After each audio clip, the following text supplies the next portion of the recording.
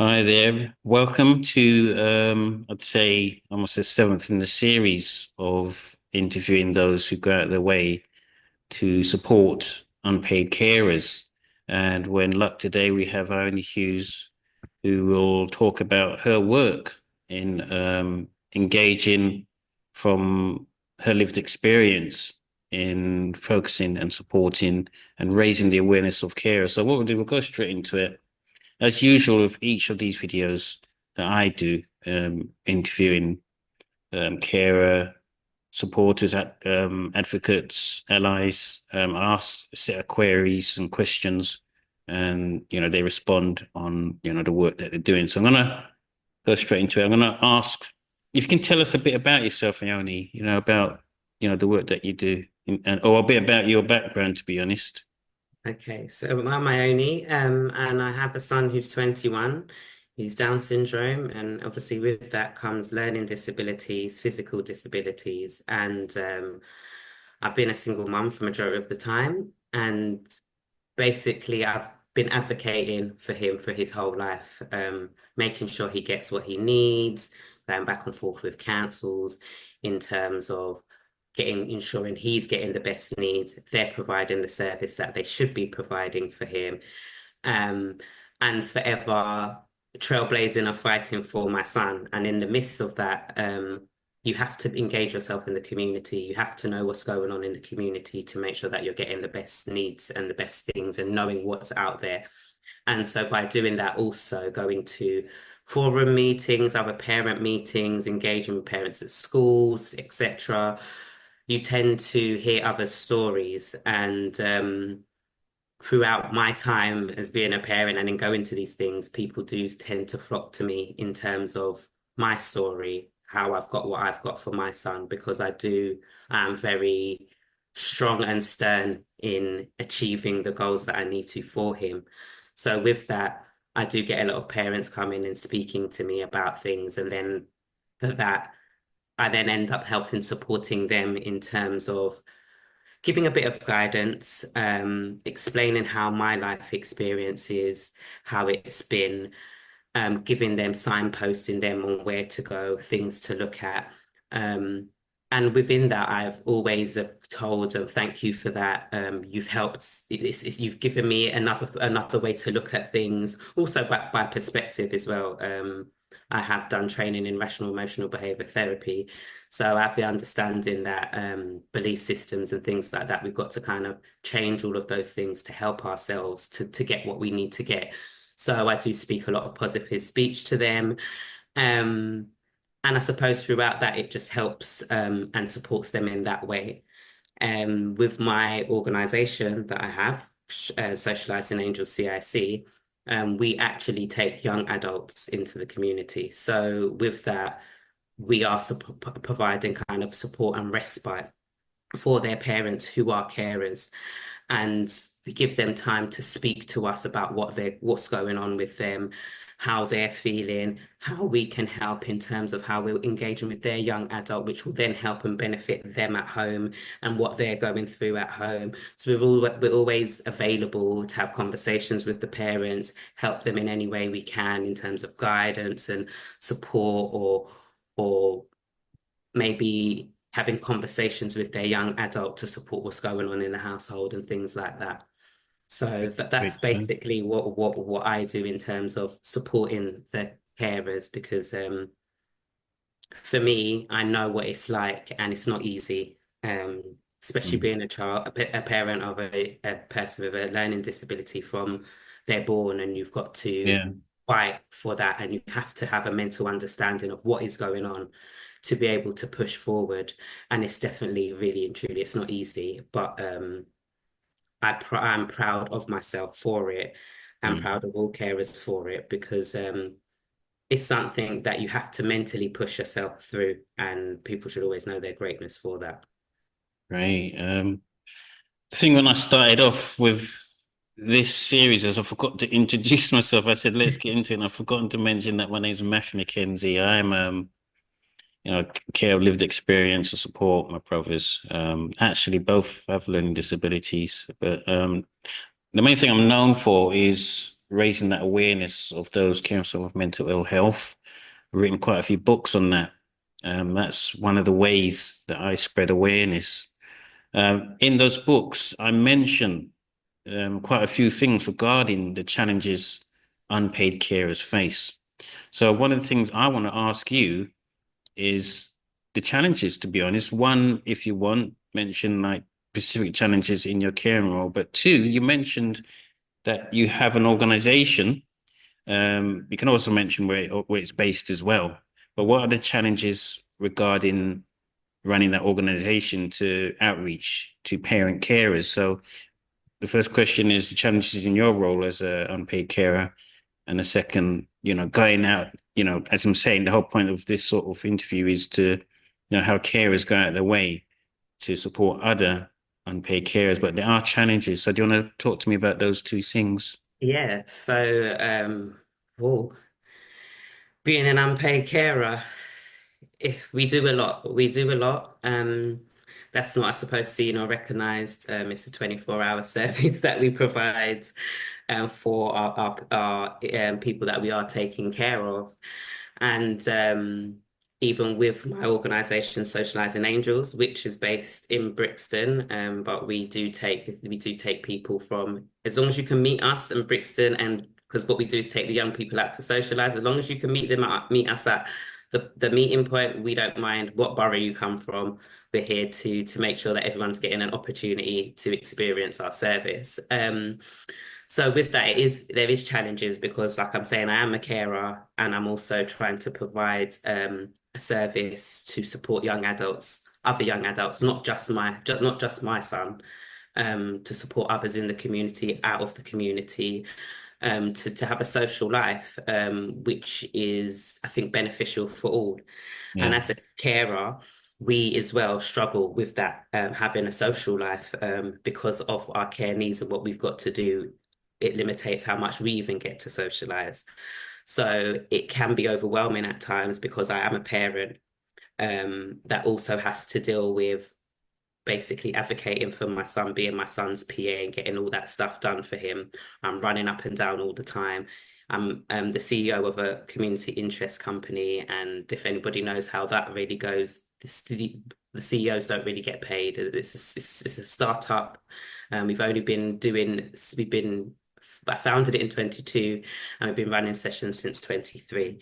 So everything is based on funding. We're still up and coming and trying to get ourselves out there. And within that, I'm running up and down and doing the most. I have the most amount of hats on my head, which can be extremely overwhelming. And with that, I have to always push through, to also be the parent that I need to be for my son. And neither of those roles are really paid for. I don't get paid for socializing angels and being the CEO because everything has to it goes within the business to provide the services for the young adults. So for me, I understand the difficulties because we're in a cost of living crisis and nothing's cheap. And what we do sometimes we can feel unappreciated for and unrecognized for because of everything that's going on within the world, as it is.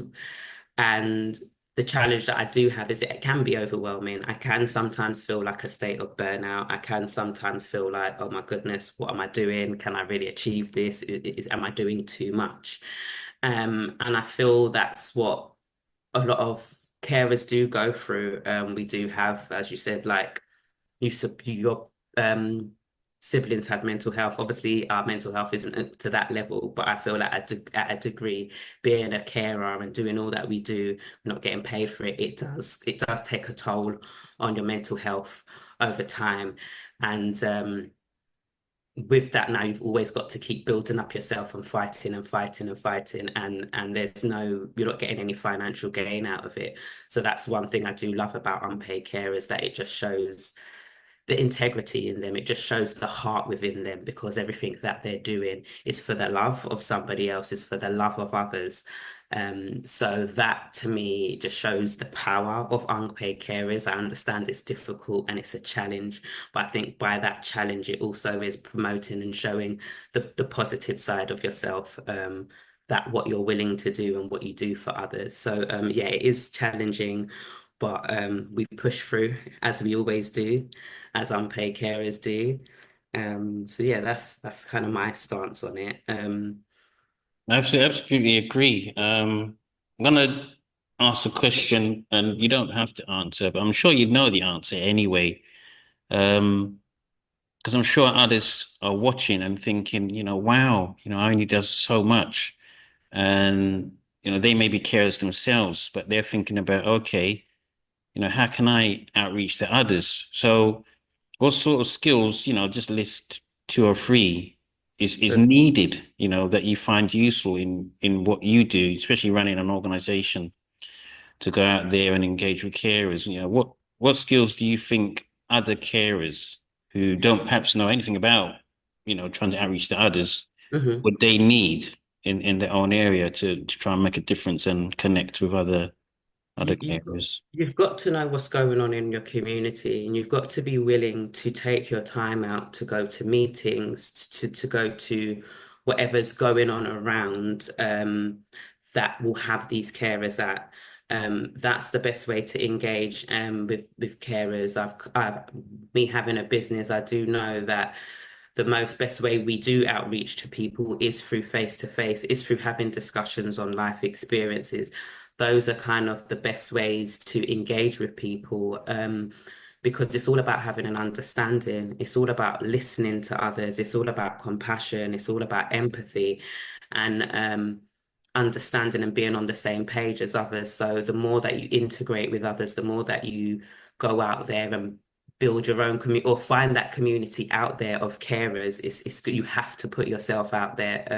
It's very difficult. Things aren't just going to get brought to you. People won't just come to you. It's even to find out information of what's going in your borough. It's very important to keep yourself active within your community, even through if it's through the school, if it's through a care group, if it's through a forum group. And it also is helpful. It's beneficial to yourself because you meet like-minded people, and it can be such an uplifting thing for your own self. So it's not just about them, it's also about it's building for both. So it helps build the community, it helps get the words out there. I did win Lambeth's Learning Disability Care of the Year Award for 2024.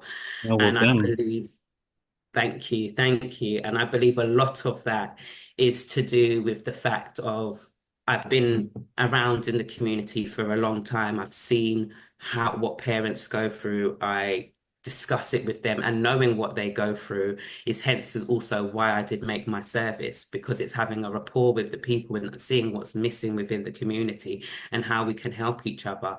And parents were really at their wits' end of an understanding of what am I going to do with my young adult once they reach to 18 and majority of the services stop for them.